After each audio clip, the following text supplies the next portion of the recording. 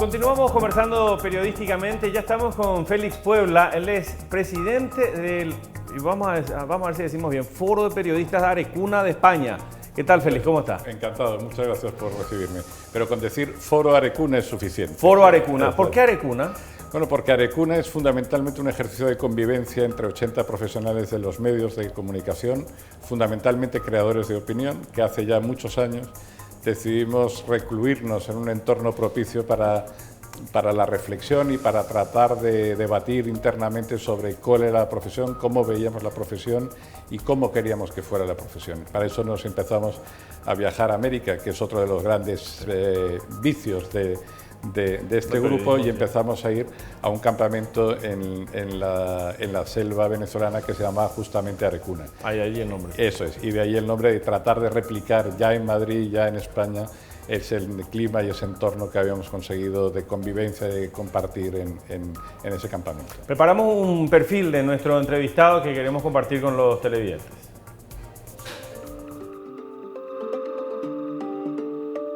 Félix Puebla Linares es farmacéutico. Su formación técnica se complementó con un máster en gestión empresarial de la industria farmacéutica por la Universidad de Barcelona. Fue director general de canales temáticos, empresa aliada a Telecinco y otras productoras de televisión de España. Es el fundador del Espacio Iberoamericano para el Diálogo y el Análisis. También trabajó en la industria farmacéutica, en donde desarrolló su actividad en el Departamento de Marketing y Relaciones Internacionales, así como consultoría para proyectos de cooperación entre compañías farmacéuticas latinoamericanas.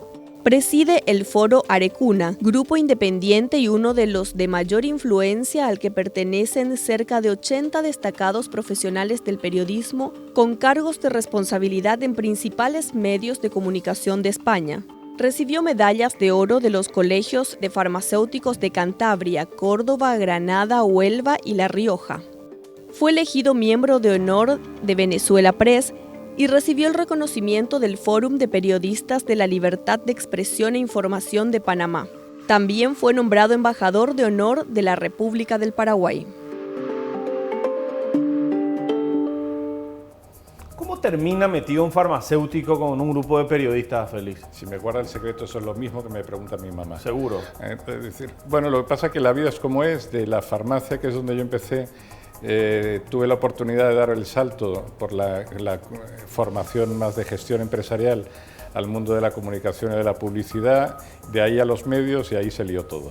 Ahí ya se acabó de complicar toda la vida. Salió tan bien que es presidente de un foro que está integrado por 80 periodistas. 80, sí. ¿Son todos españoles los? Todos españoles. Lo que pasa es que tenemos dos claras vocaciones. Una, más allá de la estrictamente dedicación española, porque hay un tema que sí que me parece muy importante.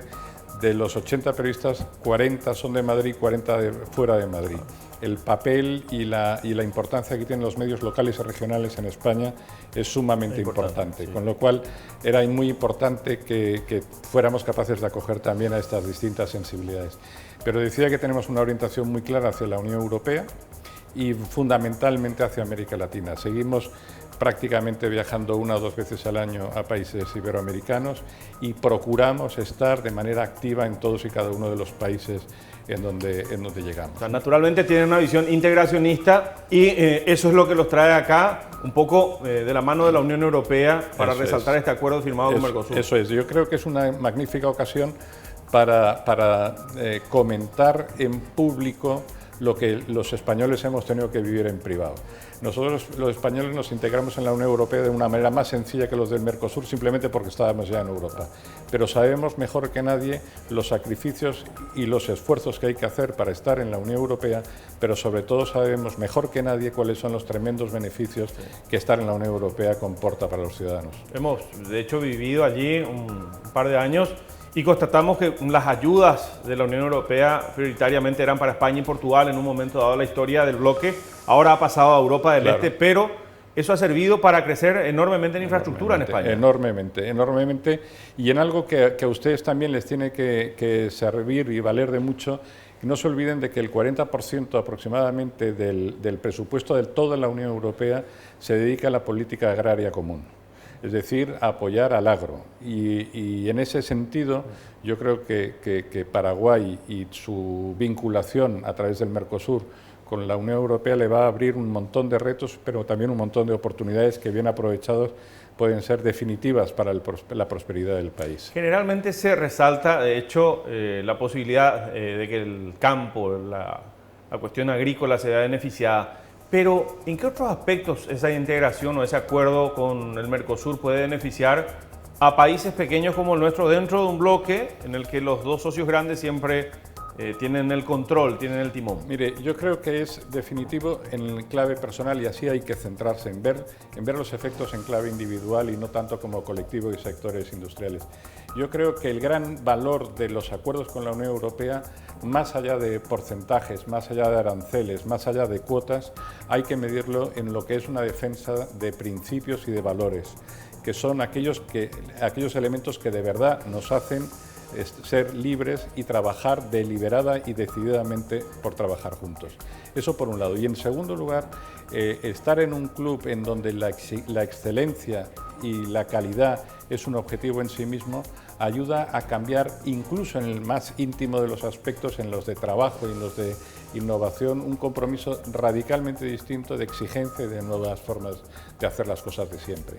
Ahora, ¿cómo ve? Porque por un lado es positivo, la Unión firma el acuerdo con el Mercosur, pero la Unión misma está soportando en este momento embates de los nacionalistas, de la inmigración que se da y se da de manera descontrolada, lo que genera a su vez el efecto xenofobia, el rechazo al extranjero, todo ese clima que se está viviendo en torno a, sobre todo algunos países, algunas regiones del sur de Italia, lo que se está dando en países como Francia. ¿Cómo analiza lo que está pasando en la Unión? Porque uno dice, ¿qué cantidad de desafíos tiene? ¿Verdad? Sin duda. Pero yo creo que es muy importante, y eso es destacar, que la Unión Europea, que efectivamente no está en su mejor momento, pese a todo no ha renunciado a seguir estableciendo tratados de cooperación como los del Mercosur o como los que se firmaron recientemente también con Canadá o con Japón. ¿Y por qué es importante? Miren, las últimas elecciones europeas, que se celebran de manera conjunta en todos los Estados miembros, se celebraron hace apenas un mes y pico. De hecho, el Parlamento Europeo está en estos momentos acabándose de constituir. En el Parlamento anterior, de los 750 eurodiputados, 150 eran abiertamente contrarios a la Unión Europea. Y con eso se construyó Europa y con eso se siguió avanzando.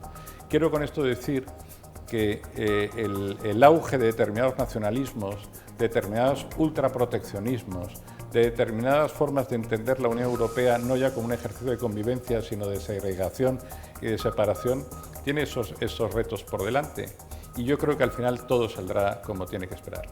Y lo digo también en un día especial como hoy, en el que se tiene que decidir la votación de la nueva presidenta de la Comisión Europea, que por la diferencia horaria le confieso que no sé cómo habrá quedado, pero que la votación estaba muy ajustada y muy reñida porque solamente cabe una opción. Pero también quiero decir que pese a todo es muy importante aprovechar esa senda y ese camino de integración, porque al final lo que es evidente es que en el nuevo orden mundial o se establecen claros polos entre similares, o si no, esto no va a funcionar como todos queremos que funcione. Enseguida, después de la pausa, le pregunto sobre la situación de las colectividades en España, porque las conoce, las ve, y la paraguaya es una de ellas. En instantes, Félix Puebla sigue conversando con nosotros periodísticamente. Ya venimos.